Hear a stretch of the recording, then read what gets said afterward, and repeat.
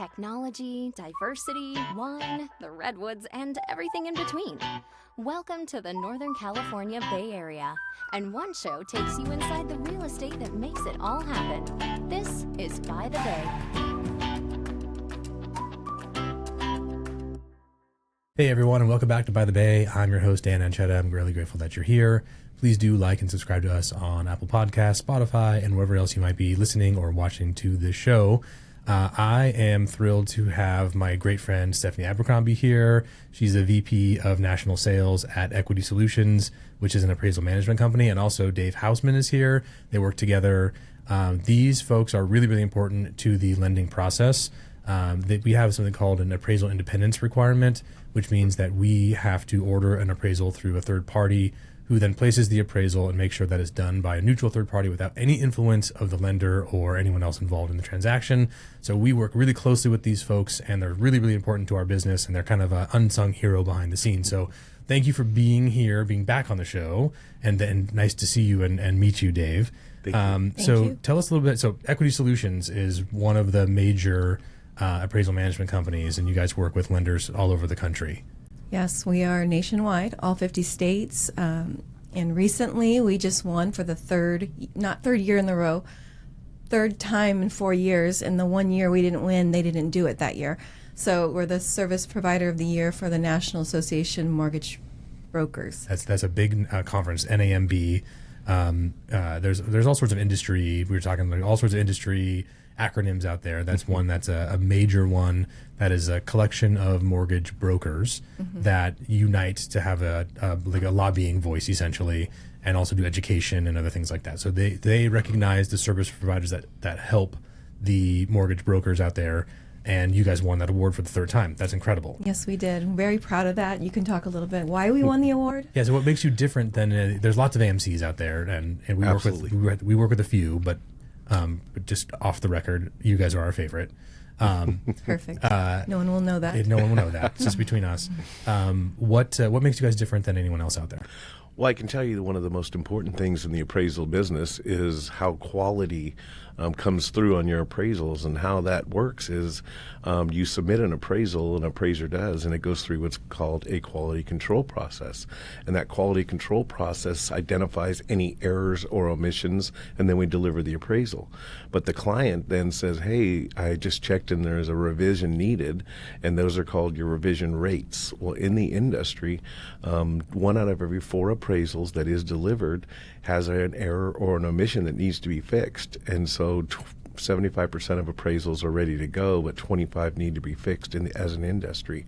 At Equity Solutions, our revision rate is 2.76%, which means over 97% of our appraisals are final reports, which can move through the process and create more loans and give you more opportunity to move faster through the process, because we always know that there's deadlines to be met. Yeah. So when you get an appraisal, you hope that it's a final product. Oh, it's really critical, especially in our market where we are in Sonoma County. Like the vast majority of our business is happening in Northern California.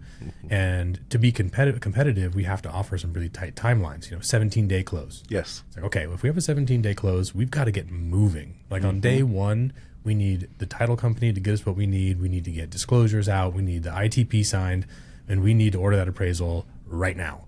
Exactly. And then it can't sit on someone's desk. It's got to be like, get out there and find an appraiser that's going to do this and return this appraisal within the next few days.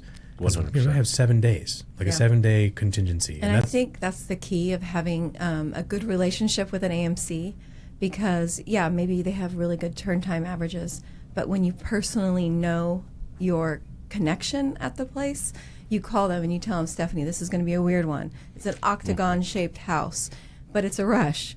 And the bathroom is actually outside. It's a outhouse, or I called you on that one. I think that was like the bathroom was in a separate building across a deck. Yes, and we like, we did what it. do we do with that? Found it. But what happens is the AMC, your contact, will personally, be your advocate, and talk to the appraisers and figure out, okay, let's find someone who's qualified and geographically competent who can figure this out and do it. Yeah, because we have some really unique places like the Russian River Valley up here. That is a really unique. There's some unique properties out there with odd things, and you have to have someone who's familiar with the area.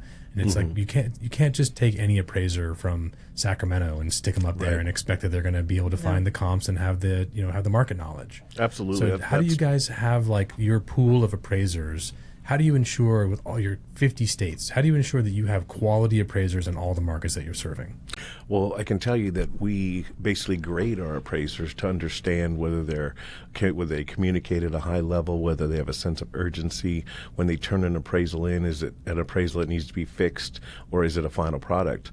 The key is geographical competency, and when you get to a property, you basically, like our software, you put a pin in a map, and it populates appraisers within 30 miles of the property. If you're outside 30 miles, how do you know the market? How do you know the property? So that identifies the group of appraisers that are geographically competent. And then at that point, we just say which out of that group is the highest performing appraiser. And then that gives us the best options. Right, and then who has capacity to get it done in the time period and absolutely at the cost that we're looking to place it for and all that stuff. Yep, Yeah. we are right now at 5.5 business days across the nation, and we are geographically competent to every county in the United States.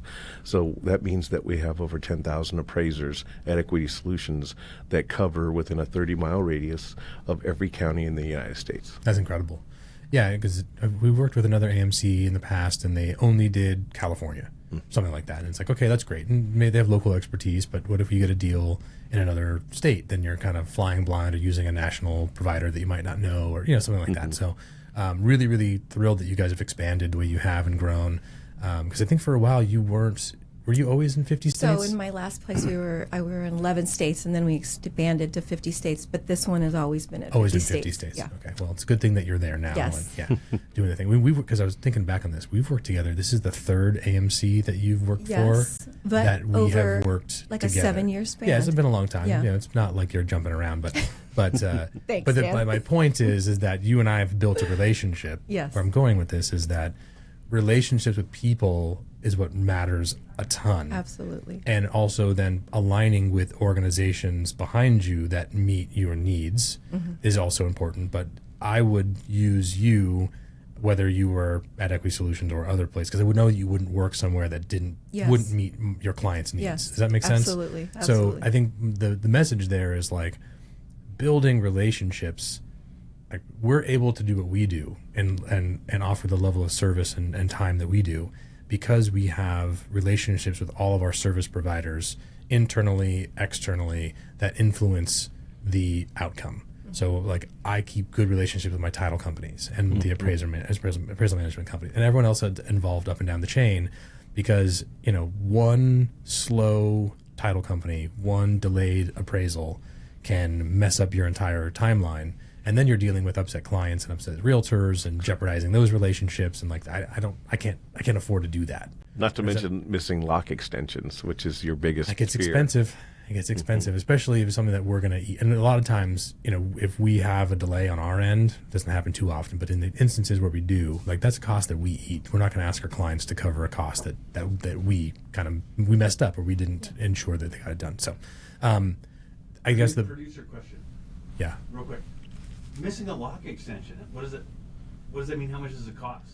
Oh, okay. For the layman, I'm sorry. Sure, yeah. So on a lock extension, so we typically do like a 30-day lock, which means that when our client is ready to lock their loan, we advise them on what the best strategy is and where they should be locking, if they're paying points or what they're doing, depending on the break even of that investment. We can get into that. But if the lock is going to expire, there is a cost to extend it, and depending on the loan program and the dollar amount of the loan, it could be thousands of dollars of extension costs if you have a delay, and that is something that comes directly out of my branch's profit and loss, and I don't like doing that. If I don't need to spend money on things, I'd rather bonus my employees or do something else fun with it. But that's a cost that we incur, and that comes out of our profit. So we try to avoid those at all costs. If there are lock extensions, that's typically something that it's because the borrower delayed, and then we ask them to cover that cost if they didn't provide us the documentation, things like that. So, so the point of that is that the relationships that you have with your supply chain, which you guys are a crucial part of our supply chain, is really important to ensure that you have the team in place to meet the deadlines that you're setting when you're getting into contract with your clients. So that's my ramble there. So the point is, thank you for being a great partner. Of course. It's really appreciated. Well, I appreciate understand it too. And it works both ways. Referrals, awesome. Thank you. We also would like, when we can, we refer. We hear in the industry when people are moving. So we also refer. So we all help each other out. Yeah, totally. You guys, you keep your ears and eyes out for sure. And we really appreciate the partnership over all the years. So wanted to document that to make sure that is Appreciate it too. Here. You're the best. So let's talk about kind of like what's happening in the market, because I feel like we're in a really weird place. I'm not even sure how to describe it. It's a weird place where we are. There's a lot of uncertainty. Last year, there was a ton of buyers and no one selling houses. Now I feel like there's a lot of listings and fewer buyers, or buyers who are being way more selective or really kind of cautious. Can you tell? That's what I see from my side, but I'm only looking at my clients, my transactions, my team. So tell me what you're seeing in the broader market. Well, let me just say this. You were made for him, because this is what he said on the way, in the car on the way here. I'm like, you love saying that, so here's your opportunity. Let's go. Well, that means this, and that is that, just like you said, it's like we flipped a coin, because before we had tons of buyers and no houses, and that was a couple of years ago, and that was a really hard time, because then when you have lack of inventory but lots of buyers, what happens is you have bidding wars, of course, for people trying to get that house. But now we have less buyers, and now we have lots of inventory. So what do you see now? Concessions and people lowering prices because they know there's less people out there looking for a home. And we hope to see that change, but that's the state of the appraisal business. But I will say this. I was with an appraiser yesterday, and I said to him, can you tell me what your stats, what does the nation look like? Is it a stable market? Is it an increasing market? Or is it a decreasing market? And I could tell you it's a stable market, but you always have pockets within the United States that are always going to increase. For instance, in Sacramento, we have something called the Fab 40s, and that is an area where there's just unique houses. And this appraiser said, Dave, I've never seen it decline ever in my history in that area. And those are pocket areas where you're always going to see an increase in your value of your homes. But as far as the nationwide goes, we're a stable market. It's really interesting because, I only took a few economic classes, but I'm looking at the kind of macroeconomics of this, and I'm saying rates have been decreasing, making affordability better, right? Yes. More inventory means that the prices have to come down. Yes. Rates are coming down, but we're still not seeing the amount of buyers coming into the market. And that's telling me that there is a lot of uncertainty in income, future job prospects, the overall economy. Is that what the data suggests to you? What is your, help me understand? No, absolutely. What's happening out there? What we're seeing out there is people are a little scared. They're scared to make an investment that is a once-in-a-lifetime investment, because you do that and you have to make sure that when you do something like buy a house, that you're figuring out your future for decades, not for a year, but for 10 to 20 years at a time. And so you see a lot of people scared. I can tell you one thing that I don't want to get into politics, but the tariff thing is everybody saying, well, the cost of living, because the tariffs are going to hit us. I don't see that, but I hear it from people saying that's a concern that stops buyers from saying, well, I don't know if it's a stable time to make a commitment like that. But overall, it's the real estate business. We're always going to bounce back. It's not if, it's when. Right. So what we see as a projection is we feel like this industry is going to come back by next summer into a normal state where we used to see what we needed to see as far as inventory and houses and rates. But we'll never see ever again what we saw during COVID. No. I think, that's another thing. It's like, even if there was another global pandemic, we would not respond in the same way that we did. We learned a lot of lessons, thankfully. And, there would be a response, but it wouldn't be the same. Exactly. And so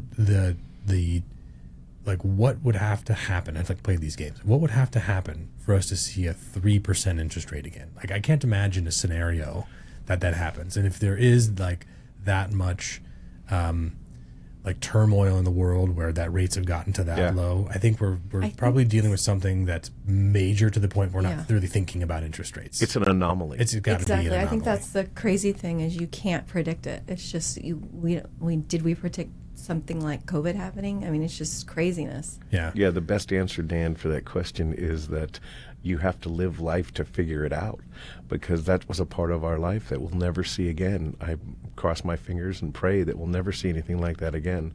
But have we ever seen anything like that in the past? No, we don't have anything to compare it to. Right. So the answer to that question is we have to kind of wait and see. But I think that also brings people to a point where they're a little hesitant and kind of reserved and held back on what they're going to make their biggest investment of their life. 100%. And I was just telling this to a loan officer that and actually a realtor too, what our clients actually pay us to do is to give them certainty, right? Lots of people can make loans. Lots of people can sell houses. What you're actually getting compensated for is meeting the emotional needs of your client and giving them certainty in an uncertain time. Yes. I think the certainty that you can give is through all this uncertainty, I will be there 100% of the time and we'll figure this out. We'll figure it out. For sure. And I'm here and we'll get it done. Yeah. And the certainty that they're making a wise financial decision to meet their goals, that they are thinking of all the potential variables, and that they are doing what's best for them in the moment of the data that they have to meet their family's goals and to help them achieve that sense of home and place. 100%. Right? And what I would say is that what you give to a client and what we do is a safety net, which gives them a comfort zone. So if they know how great you are at your job, then they feel comfortable doing business with you. And in turn, if you feel comfortable with Stephanie and how she performs and delivers the products and is there and accessible for you at all times, that's your safety net. So I think a client, more than anything in the current market, is just looking for that. Somebody that not only brings them expertise, but also gives them the safety net that they need to move forward with the biggest investment of their life. Yep, that's exactly it. So if we can just focus on that and less about rate and less about price and less about all these things, and like really just get down to like hey, you're here, we're having a consultation, tell me why you're buying a house. Why is this important to you? And most of the time, it's not because they're trying to make a bunch of money or they're really excited to take a mortgage loan. It's like they want a place to raise their family. They want a place so they can go to relax. They want a sanctuary. They want somewhere they can gather their friends and their people. It's part of the dream. And if we just like focus on that and honor that, I think we would have a lot less stress about what rates are doing today and what they're doing tomorrow. And is my house value going up or down? We use the HomeBot tool. You guys seen the HomeBot thing? I'm sure it's like the bane of yours, like the worse than Zillow. It's a great product to anyone from HomeBot's listening. The most interaction I get with my past clients is when the HomeBot changes the value of their home. I get calls. I just got an alert that the value of my home went down $30,000. What is happening? Oh my goodness. And I'm like, that's just that's a guess. Thing. That's just that's a guess. It's it's information. It doesn't mean literally anything to you unless are you planning to sell your home today, right now? Well, no. Okay. So this is just letting you know what's happening in the market around you, and and I know because we watch the stock market. Like everyone knows what's happening. Things go up, things go down. It's a fluid thing. The value of your home today may be down from the peak of 2 years ago. I actually just looked at mine for the first home that we bought. At its height, it was probably worth like $850, and I just got the HomeBot the other day. It's like $775. Okay, so it's down, but it's probably right. I think there's probably the frenzy of that, that 2022 time period. Yeah. I know one of the neighbors sold for like $875, and I don't think I can sell that same exact model as we have. I don't think I can sell that house for $875 today. Yep. That's just the way that it goes. Does it mean that I've lost money? Like, no, I bought that house for $340,000. Like I've still made a ton of money on it, right? Yep. But I didn't sell at the peak. But that's that one peak. 10 years from now, there'll probably be another one. And then a year after that, there'll probably be another one. So like you just have to widen your time horizon here a little bit and not look at this like 2-year span and look at a larger data set, and you can see that in general, real estate appreciates in value. Exactly. That's in the real estate business, the one thing I always say is it's not if, it's when. Right. And a real estate investment is the most secure investment you can ever make, because the historical data shows that anything you do when you're acquiring real estate the majority of the time is going to be a good investment, like you just said. And by the way, congratulations on that, because that's amazing. Oh, that's the best investment I'll ever make. We did an FHA loan, $340,000, put down 3.5%. Seller paid all the closing costs. This is 2012. And my return on that investment is, I can calculate, but it's phenomenal. And it's afforded 100%. us to do so much. That's awesome. We took equity out of that to pay for my master's degree. We took equity out of that to buy our current home. And now it's a rental, and the rental cash flows, and we actually make money owning the house. It's the best investment ever. It's crazy. Absolutely. And you hear a lot of home equity agreement companies now coming out where they're just investing in your house because they know for a fact that it's going to appreciate, and they're not scared at all to give you $100,000, $200,000, $300,000 based on an agreement that they know they're just going to get part of your equity in the future. We just had one of those that we paid off, which was really interesting. I hadn't really seen it. I'd known about it, but I hadn't like seen it. And one of my loan officers had one. I'm like, let me see that agreement. I'm just really curious. And yeah, that was like one of those equity share. They bought equity in this house. And then when they went to refinance, they had to do this calculation about from the time of the investment to now, how much appreciation was there. Exactly. They had to send in the appraisal, and they did this formula calculation, and that became the payoff. It was Well, really interesting. They're betting and they're investing on the fact that they know for a fact that the long-term effects of this industry are all going to be positive, and they know that their investment will increase. Yeah. Not that I'm selling home equity agreements, but I can tell you that no companies would come out with this kind of a product unless you knew that the future of the real estate The business actuarial is- tables have to be like we're like really, really certain that we're gonna Absolutely. make money on this.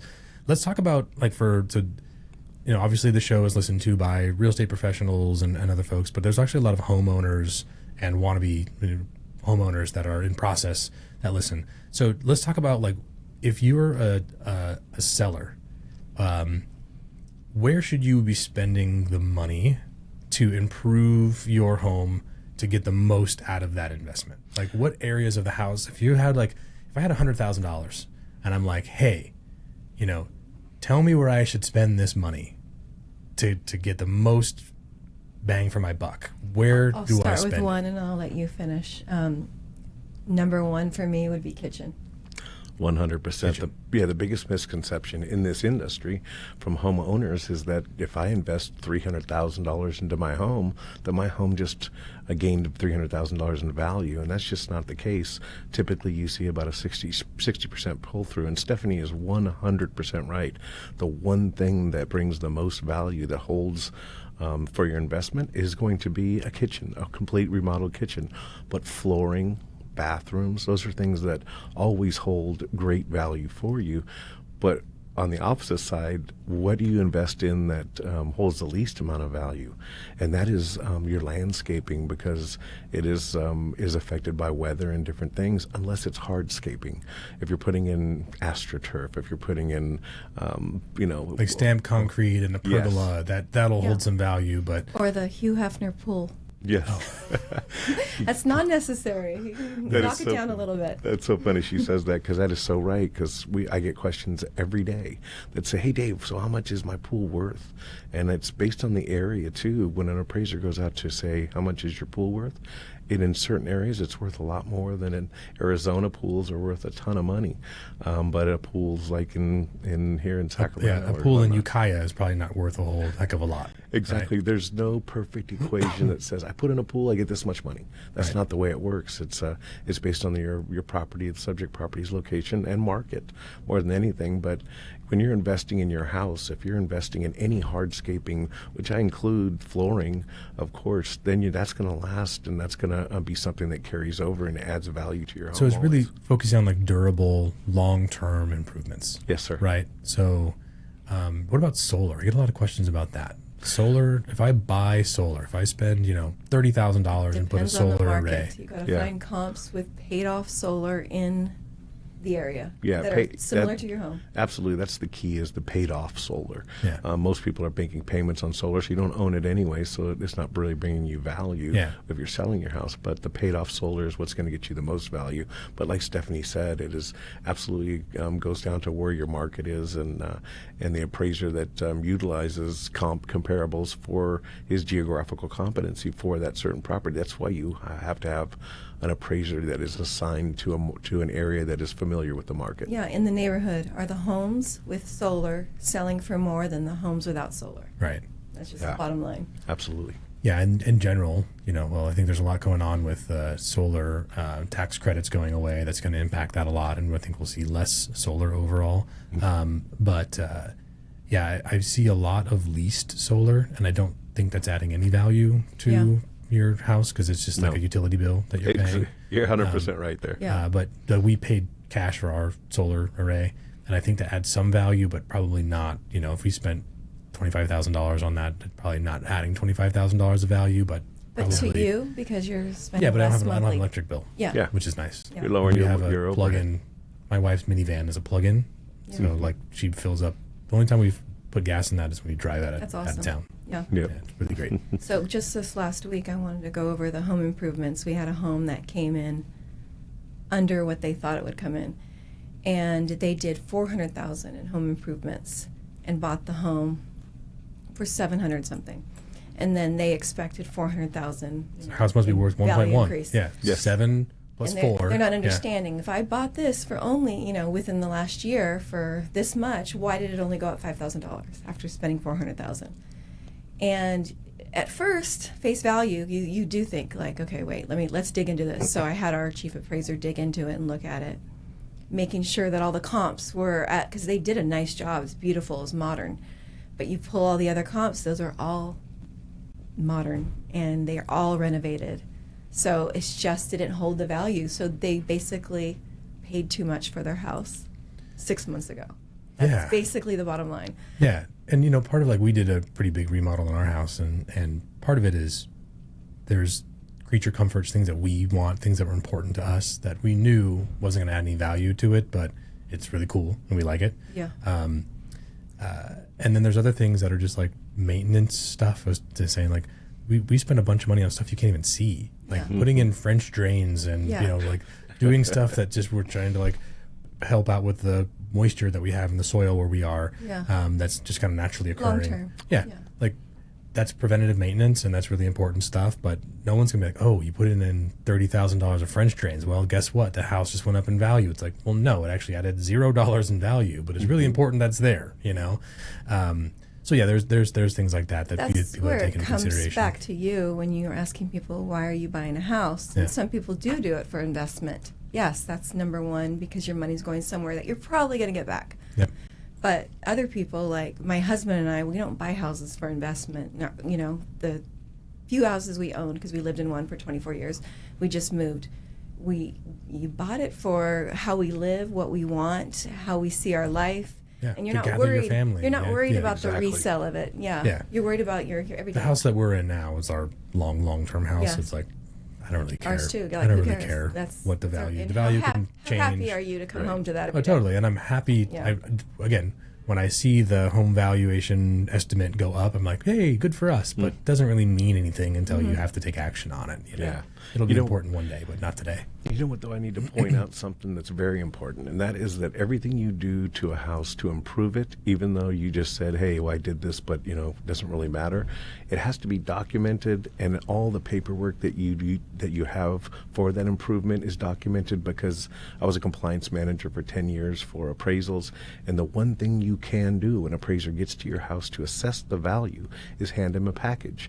And inside that package has every home improvement you have done to help improve your home. And so when the appraiser is deciding what the value of that home is, that is a huge factor that he takes into consideration. So a lot of people think, oh, I can't do that, I can't talk to the appraiser, or I can't give him this, which is absolutely wrong. The appraiser wants you to hand them a package with every home improvement you've done, with every receipt you've done, down to the last penny, because it gives him a better view of what your home is and of the history of your home. Yeah, that's Because great. That's really what he's doing. Really good advice. Really, really good advice, especially if you have, multiple offer situation and you want to make sure that Yeah, it appraises, exactly. and maybe it's like you listed for $1 million, but you wind up in contract at 1.2. It's like, well, this might be an outlier for our area, so I don't want it to come under. Right, come in Yeah. under. I want the appraisal to come in where the buyer is buying. Right? Exactly. So I think that's a really important point. But I do have a question. What happens if you get an appraisal? If you're the consumer and you get an appraisal done, either a purchase or a refinance, doesn't really matter, but it's under the value that you think it should be, or you think that it wasn't done well, or the comps don't represent your home. If you're actually one of those consumers who read the whole thing and you're looking at the comps in the summary section and you're like, hey, I don't agree with this value, what recourse does a consumer have if that happens? That's easy because it's only two sides of a coin. It's called a ROV, a reconsideration of value, and you submit it to your AMC, and then in turn we deliver it to the lender. But it's two sides. How do you change value? One, it's either the wrong comparables were used, and an appraiser uses closed comparables only. So on the effective date of an appraisal, and the effective date of an appraisal is the day that the property is inspected, is the effective date. Every piece of data from that day backwards is the data utilized for establishing the value of your home. And if you say, oh, well, this is wrong, the results are wrong, then maybe he used the wrong comparables. So you go to listing agents and other agents and say, are there any other comparables out there that change the bracketing of the appraisal? Because if your top comparable is, say, 500,000, well, he's not going to come in at 600 because the top comparable is 500. So if you think that your appraisal didn't come in where you needed it to, but you found a closed comparable that was closed prior to the effective date of the appraisal, and it changes the bracketing, which is the comparable range of value, then that just changed his high-end bracketing and then enables him to say, yes, if I use that comparable, it will change the high point of my appraisal and in turn can change the results. The other side of that coin is called errors and omissions. So within the appraisal report, if there's a mistake, when a mistake would be it's 5 bedrooms, but the appraiser put 4, well, a 5-bedroom house is more valuable than a 4-bedroom house. Then you bring that to his attention through a data-driven document that is submitted. And the other thing is omissions. What did he leave out? Wait a minute, I have a $100,000 pool like we just talked about, but you don't even put that I have a pool here. Whatever that might be, an error or an omission is an opportunity to change the results compliantly. And the key to any argument with an appraiser when it comes to changing a value is that you do it compliantly.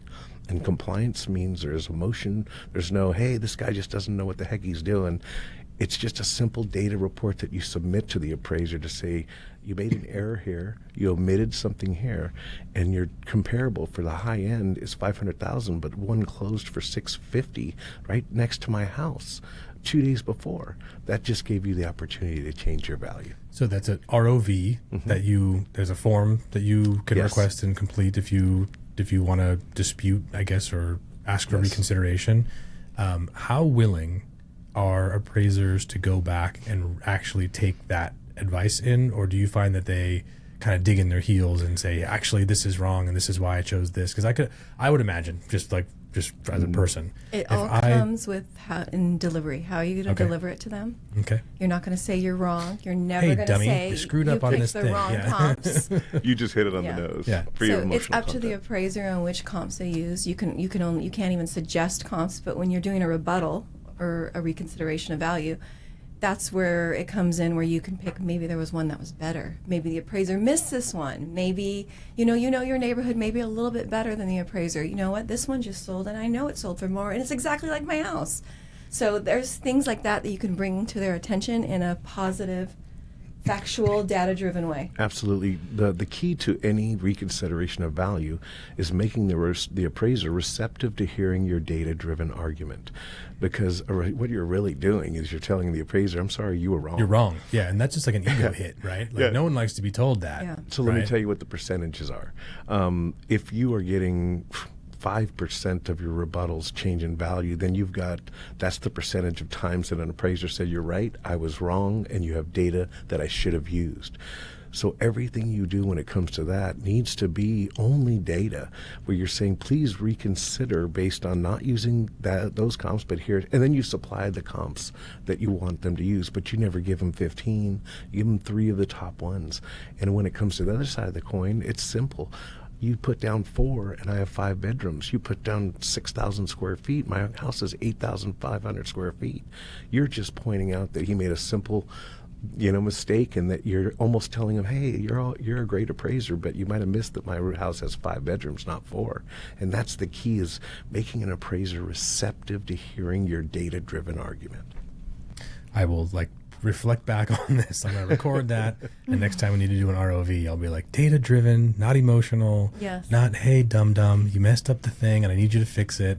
You missed these very blatant comps that are super easy to find. Yes. That's not going to get you very far. Yeah. So approaching it with some empathy and saying, hey, I would please, I read your report. I read through it. Thank you. Here are the things that I think that maybe aren't correct. And we're like, please take a minute to reconsider this and see if that changes your value. People are very emotionally driven by their homes. Oh, that's like the number one, like your And spouse, your kids, your house. It's like you don't. And I'm a sucker for someone who's emotionally driven. So if someone's telling me, this house is exactly like my house, and this one came in, 2 weeks ago, 20,000 more than my house, and it makes no sense. So it's same model, same everything. So then that's when you go to the appraiser and you say that to them after you're convinced by the borrower.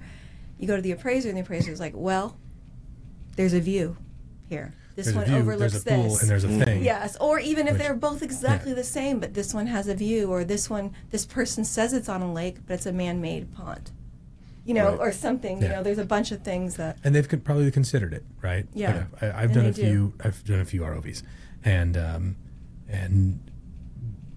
I think we've maybe a few of them have changed the value, but most of the time it's like, well, we read what you suggested that we look at, and here are the reasons I looked at that, and here are the reasons why I did not include that in the data set. Yeah. And then very logical, thoughtful reasons why, and there weren't actually good comparables, but I'm looking to make a case, for the client or whatever. It's like, okay, well, Exactly. so You know what I will say, though? I'm sorry if I interrupt. No, go ahead. Is that the one mistake that is always made is the effective date of an appraisal. And let me explain. The effective date of an appraisal, like we have already said, is the data that is utilized goes to that effective date. But when we get in a typical rebuttal, they're sending in tons of comps that are absolutely better comps and should have been used, but they closed after the effective date. So they were right. Yeah. Those are better comps. But they're not used because it's not the date of the appraisal. Yes, sir. The effective date. Okay, that makes a lot of sense. So, what tips do you have for a seller if they're getting ready? They're selling their house, or maybe maybe someone who's refinancing, and they're getting ready for the appraiser to come in, because it's a little intimidating, because it's a little judgy it can be, right? Because someone's walking in your house and they're like, they got the clipboard and they're measuring stuff. You're like, and you don't know what they're thinking. what are you thinking? Yeah. So what tips do you have for someone who's preparing their home for So they an appraiser say to this come doesn't in? matter, and to me it's lies. But you have to clean your house, have it look, because it's just a first impression. You're gonna have just be they're tidy. human. They're Yeah. human. It doesn't need to be spick and span, but But be pick up- tidy and make it so they can do their job and Yeah, not exactly. stumble over boxes Exactly, and stuff. and it's just a good impression. Okay. Maybe change the kitty litter box or.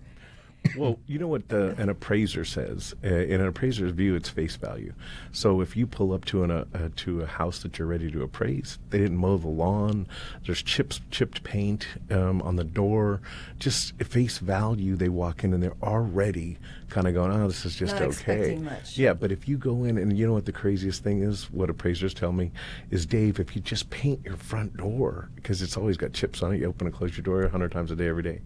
But if you just do face value things like the front door, the fixtures around, like you have a broken light socket, or just, it's the small things that kind of close the deal for an appraiser, where he walks the house and goes, my impression of this house is that I would love to have it. And that's what you're trying to accomplish, is your face value is that the appraiser arrives at your home and goes, wow. And then he starts his appraisal with the attitude of wow. Now, what's the difference? Appraiser pulls up, your lawn is 2 feet high with grass, and it's chipped paint, and there's not even a doormat, and you're walking in, and you know what you say? You go, oh, okay. But just Right. to be clear, an appraiser will sit here in the same chair and say, it doesn't matter with value. but we're human. No, but Yes, there's a it bias. does. There's absolutely Yes, a bias. yes. And I think you don't, even it might change it slightly. And if you're just looking at like, hey, here's the data range and I have to make adjustments to the data. Am I going to push it down? How far am I going to Yes. Yeah. adjust? And I think that having those impressions is really important. So the advice is tidy up, take a look at objectively, like Yeah. zoom out, walk into your house as if it's not yours and go, what do you notice? What do you notice that needs to be, Yeah. what's your first impression? Yeah. Like and take care of those items. Make it look like you take care of your home. Okay.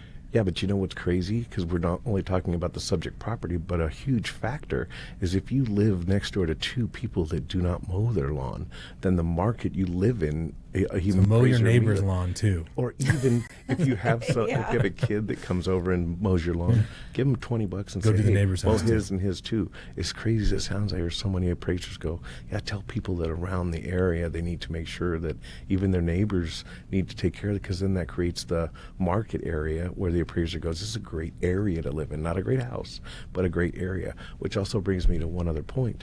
When you're going to get an appraiser to appraise your house, before you do anything, you go around your area to see what houses are pending, because you need closed sales, which hold the most weight. So if you were to go across the street and go, that house is just like mine, it's pending, find out how much it's selling for. And if it would be a good comparable, hold off on ordering your appraisal until it closes. You have to do the extra effort in this market to ensure that you're using the right comparables. And sometimes that's just waiting a week or two to get your appraisal. That's so you smart. can include those in. Yeah, really, really smart. I gotta think, reflecting back on something like, oh, maybe. Yeah. Anyway, awesome. Well, I think that we're almost out of time because you guys have another appointment to get to. You're busy, and I appreciate you making time to get course. up here and come into the studio and share your expertise. And I think there's been a ton of value here. Is there anything else that you guys want to talk about? You guys have worked for an amazing company. We talked about what's going on in the market in general, ROVs, where to spend your money if you're going to list your house. What other advice that you might have for any agents out there? A lot of agents listen to this. So we partner with lenders, banks, correspondent lenders, all kinds of people in the industry, anything mortgage. We love to partner. We love to talk to agents. We love to educate. So we're happy to collaborate on anything. And if you just have a question, just, I'm sure he'll have our contact information. We'll You put can reach out. all the contact information in the notes. And any lenders out there that are listening, if you're struggling with your AMC, if you're not getting your reports back on time or no communication, please reach out to them and they will take good care of you. I personally have used them, I don't know how many times, hundreds and hundreds of times, and always come through for us. So You know thank what? There is one thing that is one of the most important factors in the process. When you get an appraiser assigned and he's setting an inspection, make sure he is qualified. And what that means is, if an appraiser says he's coming out to appraise your property, the first thing you say to him, are you familiar with my area and when's the last time you've done an appraisal here? If he says, oh yeah, I do lots of work here, I did one just 3 years ago. Well, guess what? That you say immediately to Stephanie or myself. Yeah. You call us up and say, hey, listen, the appraiser that we talked to said he hasn't even appraised here for 3 years, but he's so fluent with the market. You make sure of one, that he's fluent with your market and your house. Two, what kind of appraiser are you using? If you have a conventional loan, you can use a licensed appraiser, and that's it's still a great appraiser, but he's only licensed and he can't do FHA or USDA, so you need a certified appraiser. I will tell you that we use 99% certified appraisers only. And why? If your loan flips from conventional to FHA and you use a licensed appraiser, then you have to order a whole new appraisal because you can't use that appraiser. that's happened to me. That's a real bummer. That is something It's that very expensive because I'm like, I can't go back and ask my client to pay for a brand new appraisal. Yeah. It's like, that's something I eat. And it's hard Yeah. to explain that. It's no good. It's not a good. Key is doing your homework on not only your home and your area, but the appraiser that's going to be establishing the value that he's good for that property. Yeah. And that's the great thing about Equity Solutions. So let's start our commercial here. There you go. I think the other thing that I would say that just drives me nuts is make sure that you have CO detectors and smoke Oh my gosh, detectors, the and easiest double thing. strap your water heater, please. Please. I hate conditioning for that and having to call and It's be like like, $20. can you please do that? Just Yes. know that Yeah. that's going to be a requirement. If you're a listing agent, Yes. please just Yes. do that. Just go Yeah. buy them in bulk, stick them in your Yes. trunk, and They have like the stick-on ones now, just like Yep.